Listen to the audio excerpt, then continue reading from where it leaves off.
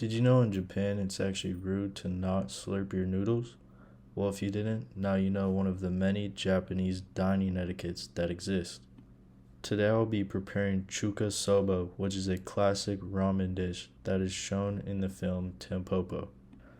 Ramen in Japan was actually influenced by a Chinese noodle dish, and according to the article The History of Ramen on sushi there's evidence that the first Japanese style of ramen can date back to the late 1400s. Ramen has come a long way in today's world. You can buy a gourmet bowl from a nice restaurant with loads of toppings, or you could also buy a package of ramen for under $1 that you could throw in the microwave for 1 minute. The more careful and handcrafted version of ramen has become more popular in recent years, especially in America. There are many different ways to make ramen, and some of the greatest ramen cooks go down to the details of how you snip off the nails of the chicken fingers for the broth. In an article by Tin Refenstein about ramen restaurant clusters in Japan, he says, moreover, films such as the iconic Tampopo or more recently, Ramen Girl, juxtapose ramen's everyday appeal with the mastery required to make a good ramen. He is pointing out how there are certain amounts of effort and detail that you could put into making ramen. In Tampopo, it clearly shows how in order to get that perfect broth, you must master the recipe, which will take lots of time. The film illustrates this by showing how many factors play into perfecting the art of making ramen and how difficult it could really be. That said, there is no right or wrong way to make ramen. It all depends on the chef and how they want it to turn out. This can relate to the concept of Japaneseness that is brought up by Michael Ashkenazi in Chapter 3 of the book Real Food Essays on Food and Film. The term Japaneseness was created because the Japanese are known for getting inspiration from different cultures for things like food, clothes, and architecture, but changing it to make it how they want. For example, as I said earlier, Chuka Soba was actually inspired by a Chinese noodle dish. Ramen has had many different impacts on American society and culture, and the most notable one is probably cup of noodles.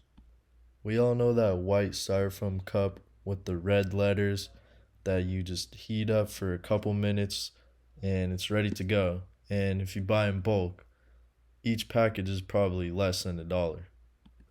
According to an article called History of Ramen on japanpowered.com, the instant cup of noodles I'm talking about was actually invented in 1958 by Nissin Foods and was brought to the US around the 70s and popularized in the 80s.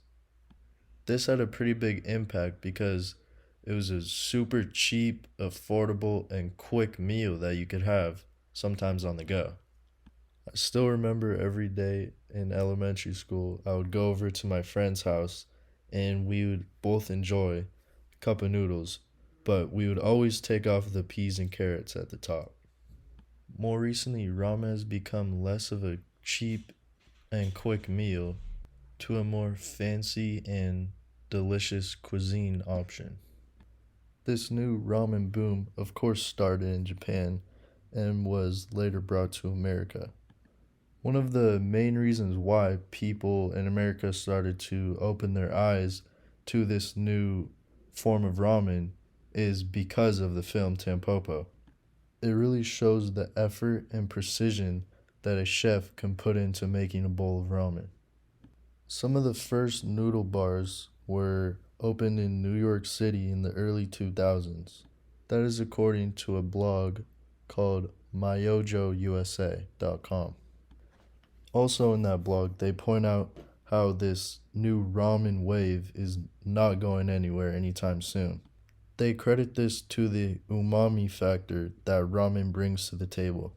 If you don't know what that means, it's pretty much the combination of protein, fat, and carbs, which create this perfect blend that gives you an undescribable taste. There's also so many different ways you could prepare the broth or the tare, which is the sauce that you add to the broth, And there is also endless variations for the toppings. There's so many different vegetables or meats that you could add onto the top. There's really, the sky's the limit. As the video wraps up, I just wanted to say thank you for watching and I hope you enjoyed. Once again, this recipe is Chuka Soba ramen.